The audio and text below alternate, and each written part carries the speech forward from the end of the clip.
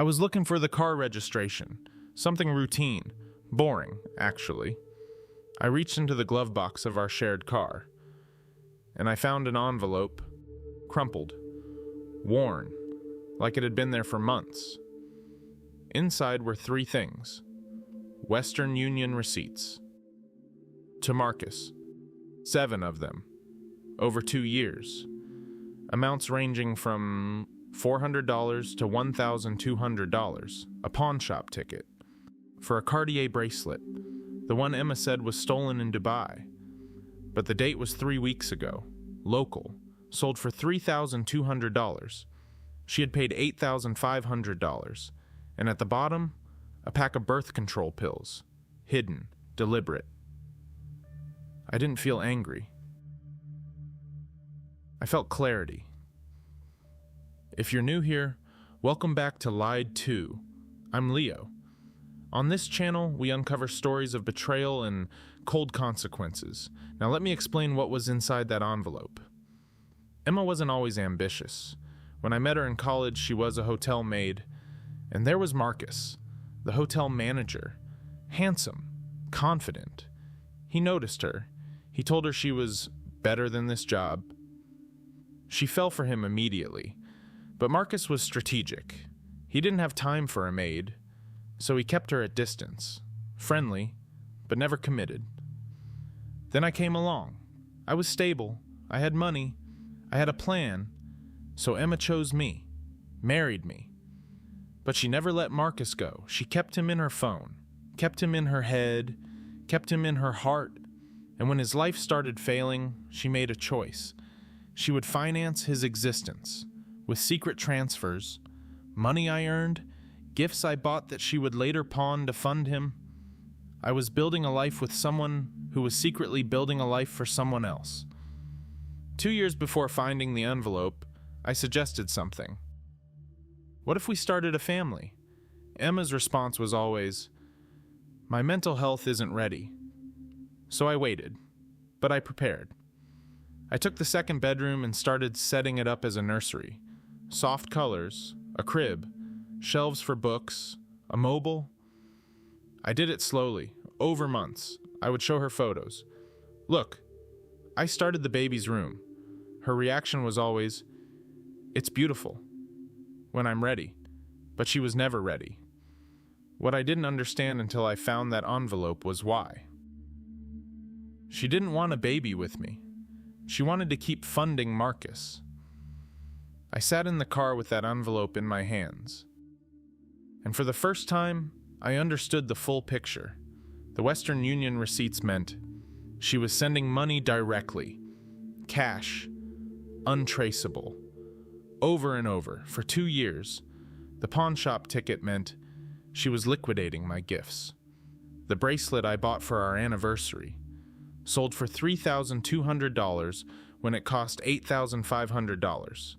That's a $5,300 loss. My money. To fund Marcus, but the birth control pills meant everything. Hidden, not discussed, not mentioned. She was actively preventing pregnancy while actively funding another man's life. That wasn't weakness. That wasn't a mistake. It was intention. It was sabotage. I was building a nursery for a child she never intended to have while she was building a life for a man who didn't even want her. I sat in that car for 2 hours. And I cried. Not angry tears, broken tears, because I realized I had been building something that didn't exist. The marriage wasn't real. The future wasn't real. The life I was planning wasn't real. It was all performance. And she had been performing while draining me. I cried for the nursery I would never fill. I cried because I loved someone who was using me. But then something shifted. As I sat there in the dark, I made a decision. I would stop crying. I would stop feeling. I would become cold enough to protect myself. And I would use the law to execute a consequence she couldn't escape. I didn't confront her that night. I waited 3 days. I gathered documents. I consulted a lawyer. I made a plan. Then I called her into the living room. She knew something was wrong. I placed the envelope on the table. "Open it," I said. She did. Her face went white. "The glove box, where you've been hiding your entire secret life." She tried to explain. Every lie was more transparent than the last, and I just watched her, without emotion, without anger, until she said, "I love you. He needed help." And I said, "You were building a life for a man who didn't want you while I was building a nursery for a child you never intended to have. You didn't just betray me. You stole my future." She broke down. She cried. She begged. I didn't respond. I had already moved on. The next morning, I told her I was filing for divorce. I told her, "We'll handle the paperwork together. All you need to do is sign." She was desperate to make it disappear.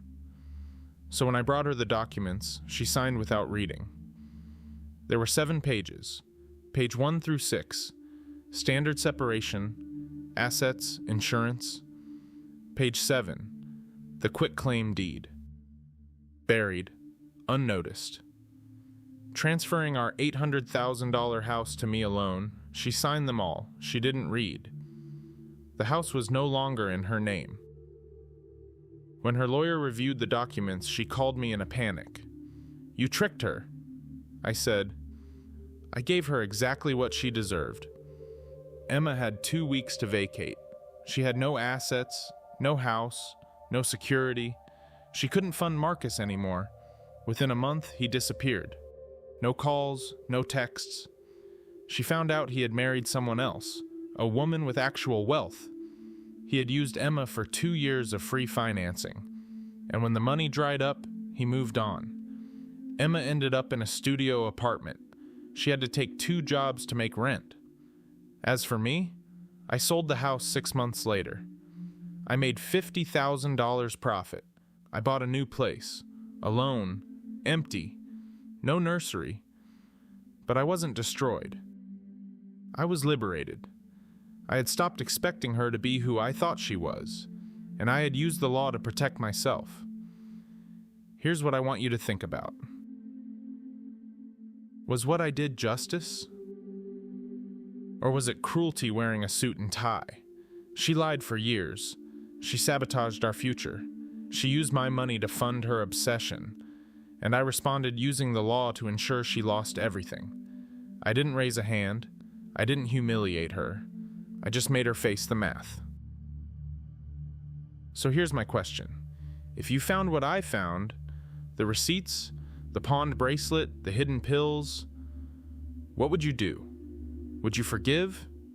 Would you cry? Would you leave quietly? Or would you do what I did? Would you become cold enough to protect yourself? Because if you're honest, some part of you already knows the answer. You would do exactly what I did. You just hope you never have to.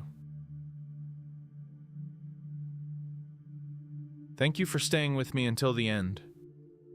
This story matters because it asks the question we're all afraid to answer. If you haven't already, subscribe to Lied He 2 for more stories of betrayal and cold consequences.